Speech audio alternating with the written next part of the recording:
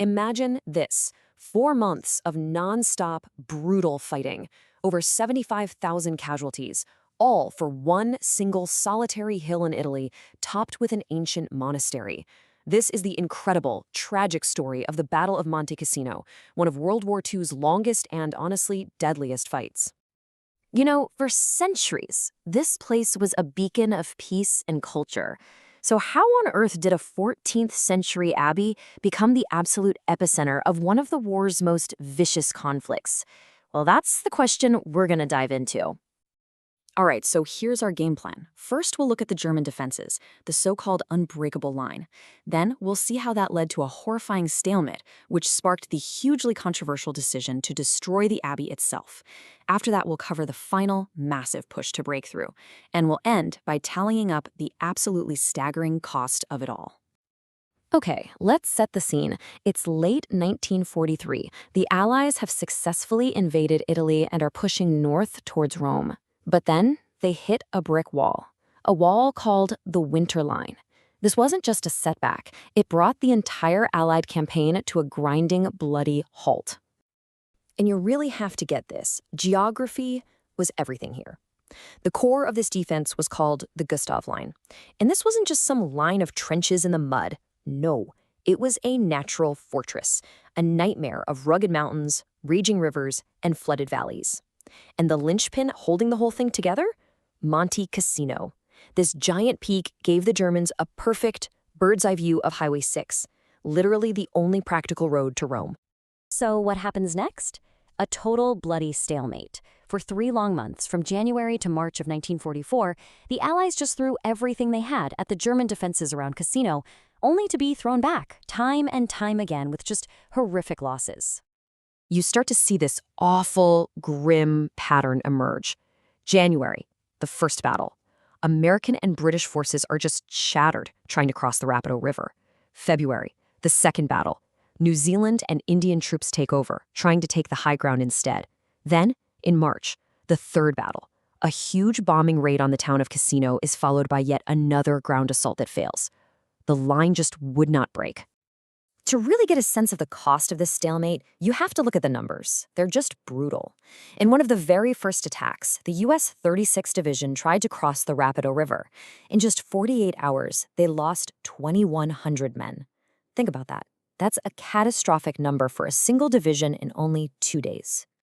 And it wasn't just them. The French forces brought in their elite Moroccan mountain troops, guys who were absolute specialists in this kind of terrain. But even they were just shattered against the German defenses on the peaks, taking 2,500 casualties. But this last number, this one might be the most shocking of all. It really shows you what we mean by attrition. After weeks of relentless fighting in those mountains, the U.S. 34th Division's infantry battalions had an 80% casualty rate. An 80% rate. That means 4 out of every 5 soldiers was either killed or wounded. Entire units were, for all practical purposes, just wiped off the map. So with casualties just piling up and a real sense of desperation setting in, the Allied command made probably the most infamous decision of the entire Italian campaign. It's a choice that people still argue about today. They decided to destroy that historic abbey. So was it a military necessity or just a colossal blunder?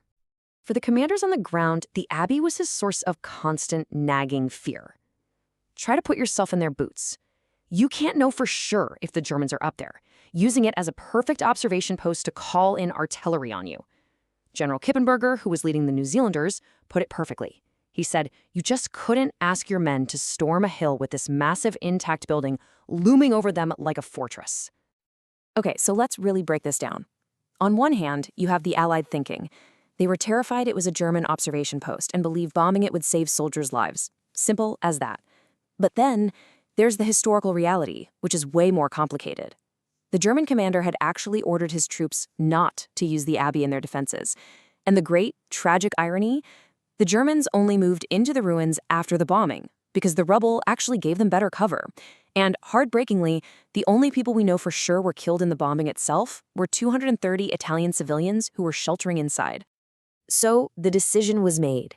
On February 15th, 1944, The Allies dropped 1,150 tons of high explosives on the abbey, reducing this priceless, ancient building to just a smoking pile of rubble. And the reaction, as you can imagine, was immediate and absolutely fierce. The Vatican's Cardinal Secretary of State, well, he did not mince words. He called it a colossal blunder, a piece of a gross stupidity. But here's the crazy part. Even with the abbey destroyed, the Gustav Line still held. The Germans just dug into the ruins. So by May of 1944, the Allies knew they had to try something different. They planned one final, massive offensive designed to overwhelm the German defenders once and for all. It was called Operation Diadem. So what was the new plan? This wasn't going to be another simple frontal assault. This was a massive, four-pronged attack designed to hit the Gustav Line from every single angle at the same time. You had the Americans attacking up the coast, the French driving through the mountains, the British pushing up the Liering Valley, and the Polish Second Corps was given the incredibly daunting task of finally taking the monastery itself. And just look at who they brought in for this. We are talking about a massive, truly global army. 13 Allied divisions from all over the world. You've got soldiers from Poland, the UK, the US, Free French forces from North Africa, Canada, New Zealand, India, South Africa, all assembled for one purpose: break this stalemate.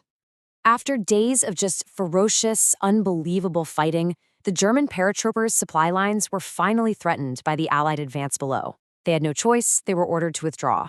And on the morning of May 18, 1944, after 4 long months of bloodshed, soldiers from the Polish 12th Podolian Cavalry Regiment raised their flag over the ruins. The Gustav Line was broken.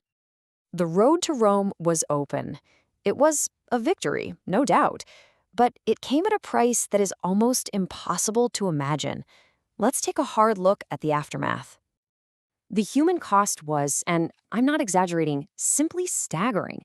Across most 4 battles for Cassino, the Allies suffered 55,000 casualties. The German defenders, who fought tenaciously, lost around 20,000 men. And here's the strategic kicker. The victory was bittersweet. The breakthrough created this golden opportunity to trap and completely destroy the German 10th Army. But the American commander, General Mark Clark, controversially decided to divert his forces. Instead of closing the trap, he made a race for Rome, wanting the glory of capturing the city. Because of that decision, the main German army escaped, which meant the bloody fight in Italy would drag on for another year. You know, there's actually a perfect term for this kind of thing. It's called a Pyrrhic victory. It's a win that costs the victors so much, that's so devastating, it feels almost exactly like a defeat. And that leaves us right back where we started, with the central haunting question of Monte Cassino. Was it worth it? Was the destruction of a 1,400-year-old cultural treasure and the loss of 55,000 Allied soldiers, was that a price worth paying to open the road to Rome? It's a question that historians, soldiers, and, well, all of us are still grappling with today.